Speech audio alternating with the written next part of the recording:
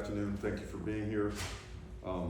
Today, good day of work today with preparations for a great opportunity this coming Saturday against a top 10 team in Louisville. Very explosive on offense, very disruptive on defense.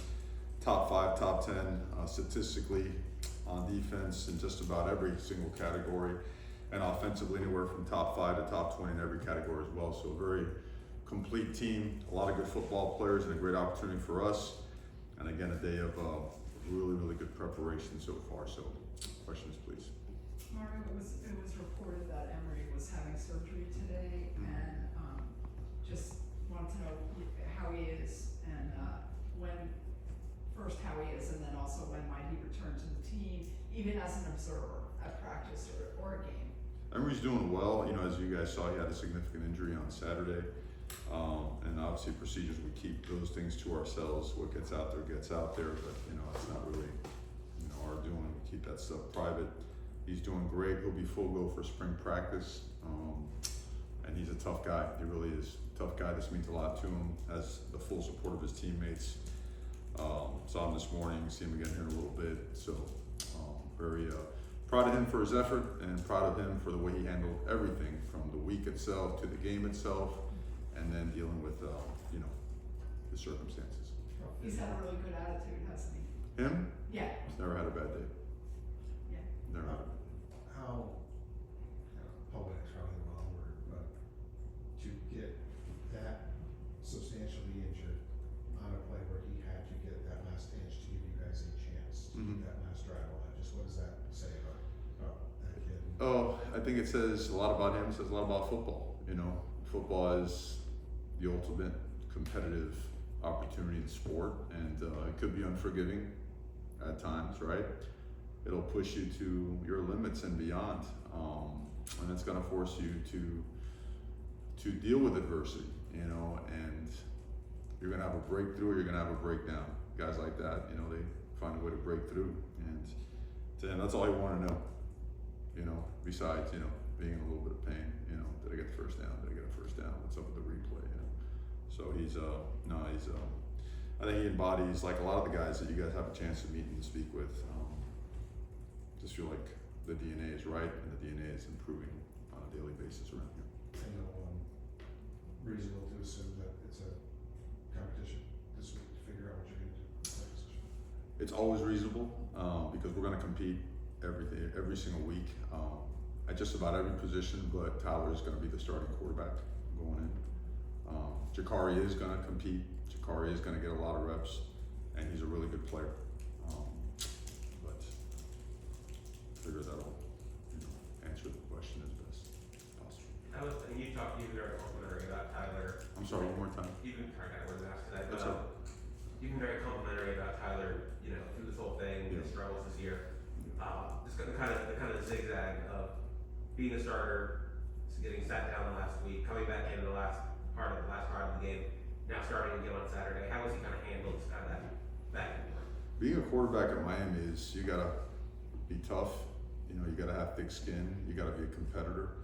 He's all that. He handled last week like a pro, which means disappointed, upset, really fought hard all week, and it was a great week of practice by both guys. In fact, at the end of the week, I felt like, man, we've made a lot of progress. Felt like as a staff, and as players together, we did a better job of putting things together, knowing it was going to be a difficult team to move the ball against, particularly through the air, where they had excelled. But because of his performance last week, because of his determination, his past successes, that's what your job as a coach is to provide clarity, remove the clutter, and make people better. He's done really well. He's handled everything really well, and he has the confidence of his teammates and the coaching staff. I know it's been a year since we've seen Jakari on the field in a game, but what stands out, or what do you remember maybe about his performance against Georgia Tech last year, and how maybe has he developed since then? He's developed in a lot of different ways as it relates to, not only, everybody talks about he's a good athlete and whatnot, but he's developed as a passer. By that I mean going through his progression, being accurate with the football, understanding the offense, understanding how to get us in and out of plays, understanding of protections, because extending plays, yeah, some of it is natural, but some of it is understanding, okay, we're in a rough spot here. But if I could hang in there and use my eyes to pull this particular defender out so that I could find a way to get through, extend, maybe flatten out and get the ball down the field, I can't. He continues to evolve in that way. And, you know, he played last year, and the whole thought going to this year is like, hey, if we could, you know, with Tyler being the starting quarterback on the season, if we could find a way to preserve a red shirt, we could. It would be great for all of us because he has such a bright future here at Miami. And then the last couple of weeks, it was kind of muddy, and you know, Emory had received a lot of the preparation time. So that's the route we went to. So that being said, yeah, he continues to get better and better. He's got natural leadership skills. You saw some of it flash last year, like you mentioned in the Georgia Tech game, both throwing the football, running the football, improvising, extending plays, and he'll be doing that all week in practice. Again, he's very much competing and working really hard. All right, speaking of another person who's been dealing with injuries for a long time now, Zion Nelson we haven't seen him dress or anything. Do you know what the situation is? Is he going to be able to get back on the field at some point in his career, or do you know what his status is going to be? I think he is, and it's I know he's frustrated. He's a great human being, by the way, and obviously a really good football player as well. The nature of his injury just requires time, you know, time and tweaks. And I can't get into specific detail as to what that is, but when you're a big body, you want to make sure you get it right, just because those guys have so much more stress, right? So much more power and force in all their movements. So we feel very confident that we're going to get there. It's certainly taken longer, you know, than all of us would have ever wanted or expected. But whatever time it takes, we're willing to, for him, number one, right? You want to do what's best for the student athlete and for the team too, because the moment he gets healthy, he's an instant boon for our offensive line and for our team. As if being a head coach wasn't tough enough. There's always recruiting for players, and now you're at the point in the season where head coaches are losing their jobs, and that means assistant coaches are gonna get talked about and pulled. And how much do you communicate with guys about opportunities that may or may not come their way? Is it something that you let them bring to you? Do you worry about when the merry-go-round starts every year in college football? How do you handle that? I mean, it's your job to help guys get an opportunity that if they really want it, you know, because I've had great coaches that I've worked for that when something came about, they might give me a hard time, but if they knew it's something I wanted, they eventually would come around and help me out. So I do believe in that. And at the same time, it's no different than your organizational chart for your players. You keep one on coaches around the country because, and that thing evaporates quickly as well, right?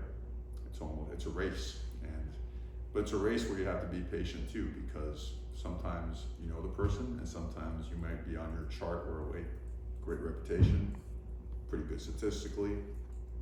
I don't know them. How's this thing gonna fit? And, you know, a lot of the progress that we're having is because of the fit and the people.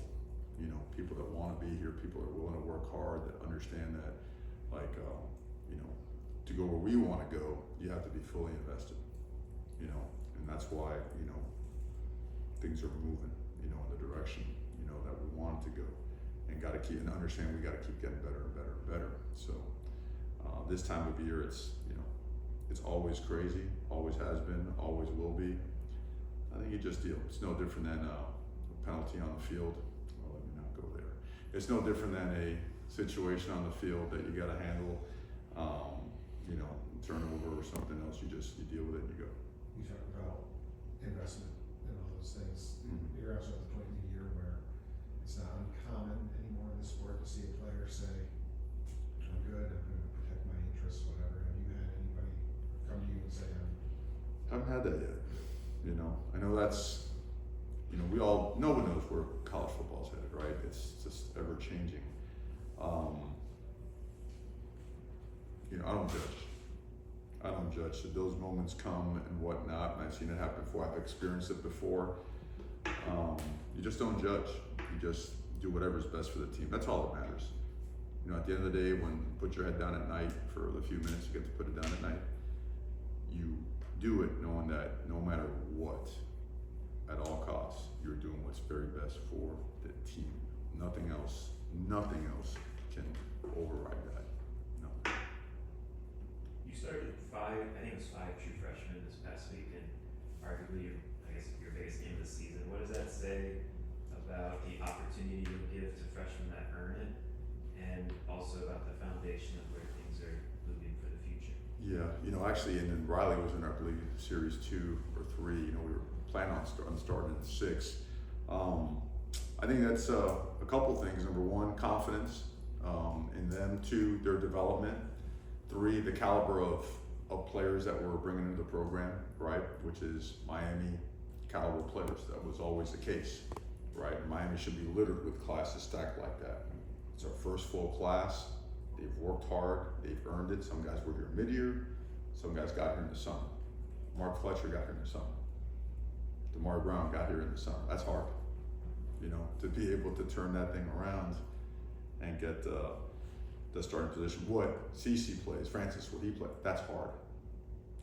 I know he was here mid-year, but it's hard to go and play in that environment where you can't hear the snap count and you're going against, some guys that are 3rd, 4th, and 5th year players. So it's a testament to them. It's a testament to the leaders that have helped groom them, to their coaching as well, and to their commitment to preparation. So it's exciting. Call it what it is. We're always going to be very upset. We're going to be beyond just gut-wrenching pain when we don't achieve our goal.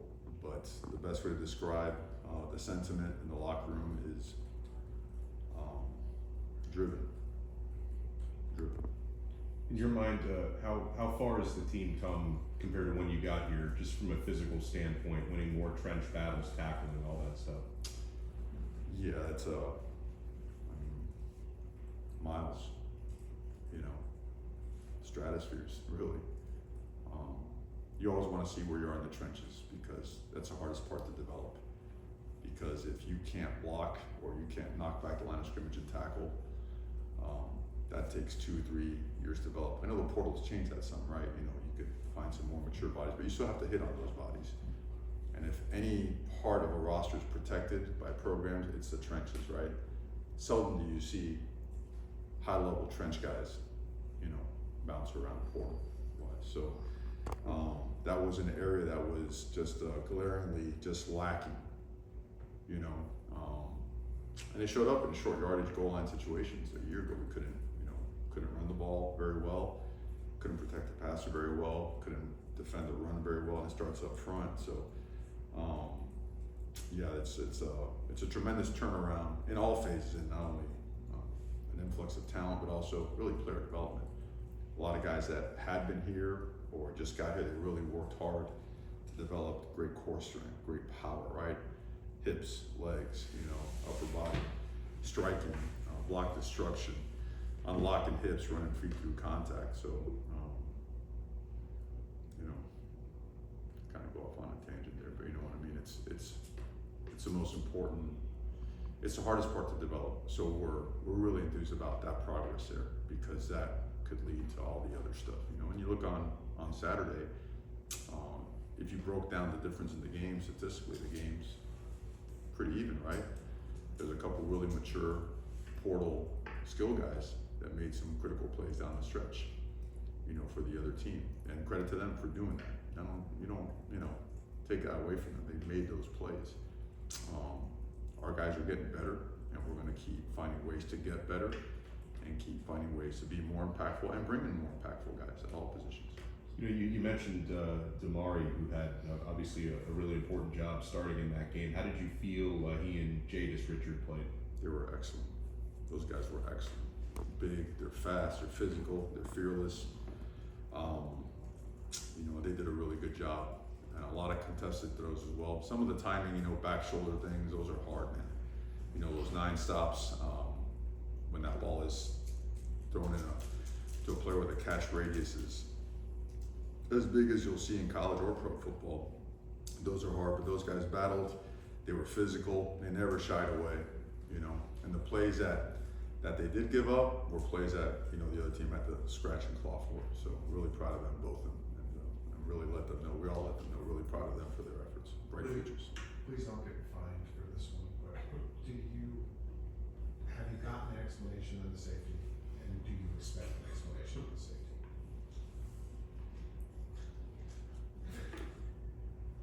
Notice I didn't ask you if it was a safety. Let's catch a little Cuban coffee later this week or something like that. With Jacoby George and that type of game, in your coaching career, what can that type of game do in terms of confidence and development moving forward? I love that guy, man. That guy is, he's developing so much, and I've said it before. I want to push him hard because he's got carries a lot of responsibility. And he really is an awesome young man, and he's a guy that sky's the limit. And the more he develops, the more you're going to see that of him. He's got great wiggle. He's got unbelievable balance, body control, and he can track the ball. And when you have a game like that against a secondary in tough situations like that long one, I don't know if you saw the way he leaned into it, laid hands, and then still through some obstruction found a way to catch it. It's high level stuff. That route down there, the delayed fade down at the goal line, that's hours and hours and reps of practice. So it's great to see that pay off for him and for the quarterback and for the offense. So it's something great to build off of. I think the more confidence guys get when they touch the ball like that and make plays, the more you could build off of that. And hopefully, we intend to see more and more from him and the rest of that receiving crew. Do you ever get caught thinking that yesterday you were 2-0, you're 2 games into the season, and today there's 2 games left in the regular season, and it feels like that? Does it seem that way? I know you live and breathe every second of every day, but does it seem like the season just flies? I just, I don't know if I've thought that far or that deep in advance, man. Right now it's like, we're on, third down and red zone and chopping away at that stuff and formational stuff and really studying their personnel. There's, how much I love ball. I mean, I live and die this stuff. So for me, it's just, everything is geared towards how can we help our team be successful? How can we help make Miami better? How can we find a way to keep progressing? How can we continue to move the program forward, eliminate issues, eliminate penalties, that just doesn't stop. So that eats up every second of the day. There's no personal time. I know Henry Parrish has been kind of limited since the UNC game, didn't play last week. What his status is going to be going forward? I think he'll be healthy enough this week. I mean, he was healthy enough to play. Just didn't look like he was up to full speed, and the other guys were. Same thing with AJ. Felt that they were 2 days away, 3 days away. Like they were right at the cusp, and those other guys were running the ball really well. So we went with those guys. Anything else for Coach? Good. Thanks, Coach.